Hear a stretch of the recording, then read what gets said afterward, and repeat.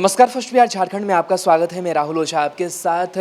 बुधवार को समस्तीपुर के civil surgeon doctor R Jha की मौत कोरोना संक्रमण से हो गई और इस मौत के बाद कई जो गंभीर सवाल हैं वो अब खड़े हो रहे हैं। सवाल पहले भी खड़े हो रहे थे, लेकिन जिस तरीके से मालूम ये चल रहा है कि 7 दिनों के बाद जो रिपोर्ट है वो डॉक्टर साहब की मिली थी, यानी कि सैंपल देने के बाद उन्हें 7 दिनों का इंतज़ार करना पड़ा था, तब जाकर उन्हें मालूम पड़ा कि वो कोरोना पॉजिटिव पाए गए हैं। जिसके बाद से उन्हें पटना एम्स लाया गया, जहां हफ्ते भर इलाज चला, लेकिन उस इलाज के बावजूद उनकी जो जान है वो नहीं बचाई जा सकी। प्लाज्मा थेरेपी का भी इस्तेमाल जो है वो किया गया, उसकी कोशिश की गई 2 बार, लेकिन वो भी सक्सेस नहीं रहा और आखिरकार सिविल सर्जन ने दम तोड़ दिया। लेकिन जिस तरीके से ये पूरी घटनाक्रम सामने आई है वो वाकई सरकारी सिस्टम की जो कलई है वो खोलती हुई दिखाई दे रही है, क्योंकि जब किसी डॉक्टर का सैंपल लिया जाता है तो जो रिपोर्ट है उसे तुरंत समय पर दे देना चाहिए था, लेकिन 7 दिनों का लंबा इंतज़ार करना पड़ा।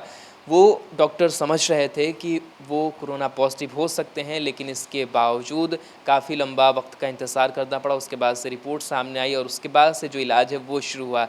अमूमन अगर रिपोर्ट ससमय आ जाए, इलाज जल्दी शुरू हो जाए, तो मरीज के बचने की संभावना या फिर ठीक हो जाने की संभावना काफ़ी ज़्यादा बढ़ जाती है। लेकिन जब रिपोर्ट ही देर से आएगी, वो मरीज़ संक्रमित रहेगा, लेकिन उसे पता नहीं होगा कि वो संक्रमित है या नहीं है। 7 दिन बाद, 10 दिन बाद अगर उसे पता चलेगा कि वो संक्रमित है, तो वो 7 दिनों के बाद, 10 दिनों के बाद जो अपना ट्रीटमेंट है वो शुरू कराया गया या फिर वो ट्रीटमेंट जो है वो शुरू किया जाएगा।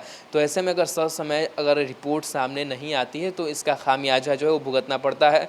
और इसी तरीके से लगातार जो कोरोना वॉरियर्स है बिहार के, वो अपनी जान गंवा रहे हैं। कई जो डॉक्टर्स की मौत जो है वो अब तक पूरे बिहार में हो चुकी है। 5 से ज़्यादा डॉक्टर्स की जो मौत है वो बिहार में अब तक हो चुकी है और ये आंकड़े लगातार जो है वो बढ़ते जा रहे हैं। 5 से 8 हो चुके हैं और इस तरीके से बढ़ रहे हैं। लेकिन जो ये सिस्टम है वो सुध लेने वाला नहीं है कि जो कोरोना वायरस लगातार दूसरों की सुरक्षा में लगे हुए हैं, उनकी जो देखभाल है वो ठीक तरीके से की जाए। अगर वो संक्रमित पाए जाते हैं, संदिग्ध लगते हैं, तो फौरी तौर पर उनकी जो जांच की व्यवस्था है वो की जाए, और तमाम जो चीज़ें हैं वो उन्हें उपलब्ध कराई जाए। लेकिन देखिए किस तरीके से लेट लतीफ़ी हुई और शायद लेट लतीफ़ी ने समस्तीपुर के सिविल सर्जन की जान ले ली है।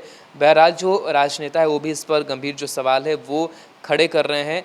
आपको बता दें कि जिस तरीके से कोरोना वॉरियर्स की मौत हो रही है और डॉक्टर सेफ़ नहीं है, ये सवाल आज से नहीं डॉक्टर्स उठा रहे हैं। जब से कोरोना संक्रमण का जो दौर है वो बिहार में शुरू हुआ, उसके बाद से ही डॉक्टर ये कहने लगे कि उनके पास पीपीई किट की कमी है, वो ठीक तरीके से उनके पास संसाधन नहीं है कि वो खुद को अपने आप को बचा सके।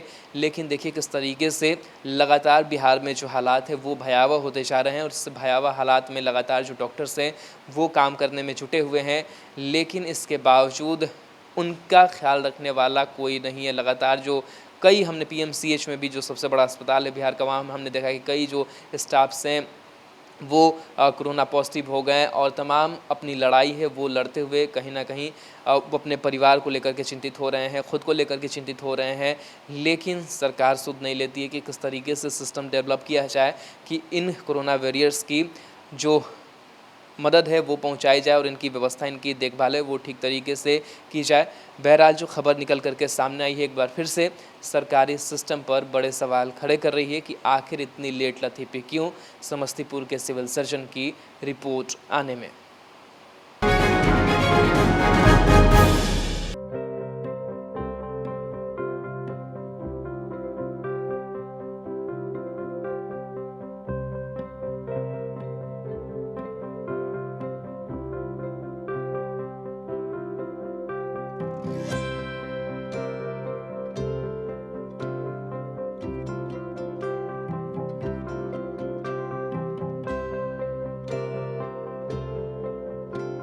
एक जिंदगी बचाने वाले को हीरो कहते हैं और 1000 जिंदगी बचाने वाले को health care worker. Our heart never hardens, our temper never tires. Our touch never hurt. We value what we do.